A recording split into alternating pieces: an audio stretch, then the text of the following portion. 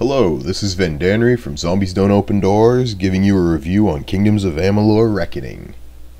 First, I want to talk about the graphics in the game. While they're very good, very high bloom, great detail in the background, they're not the most cutting-edge, mind-blowingly good graphics.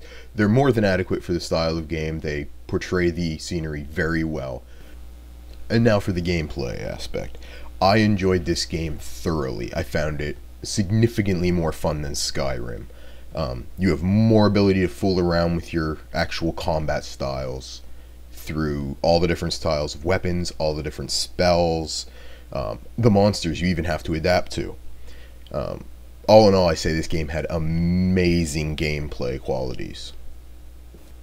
The game's customization is also an amazing feature. You have 3 great base classes that can be combined in any way, shape, or form you can imagine. You can have a mage fighter, you can have a fighter mage, you can have a rogue mage, you can have a combo of all 3.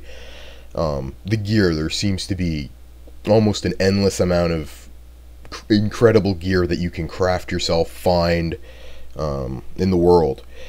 You can spec many different ways in the actual skills, to whether you want to be thiefish or a great crafter. Find all the secrets in the game. It's almost endless to what you can customize in your character. And now for the story.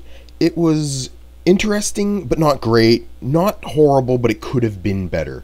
I found myself skipping over the dialogue, trying to get to the next part to see the new areas of the game without really caring what I missed. And now for the cinematics. They were great, don't get me wrong. They were few and far between, but I was thoroughly impressed with the ones that were in the game.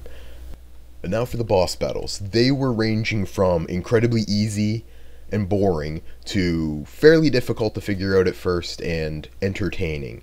I was slightly disappointed there weren't more larger bosses like the End One or the Cyclops. We were stuck more with the smaller mage that summons ads, or a boss that you could basically knock down in a corner and abuse to no end. Now, while those bosses were in the game, you have them in every style of game, and the big ones, I would say, in my opinion, would make up for those bosses. I do wish there was more of them, but... And now for my final thoughts. Now, while it is an amazing game, I don't think it stacks up quite to Skyrim's standards. It has a few flaws in its design. Its specialization of the classes is amazing. Its story is slightly lacking compared to Skyrim. The boss battles are, again, slightly lacking. I would still encourage anyone who has not yet picked up this game to purchase it. And with the new DLC coming out shortly in the future, I do believe it will continue to be a very good franchise moving into the future, and hopefully they address some of the concerns that fans have with the game.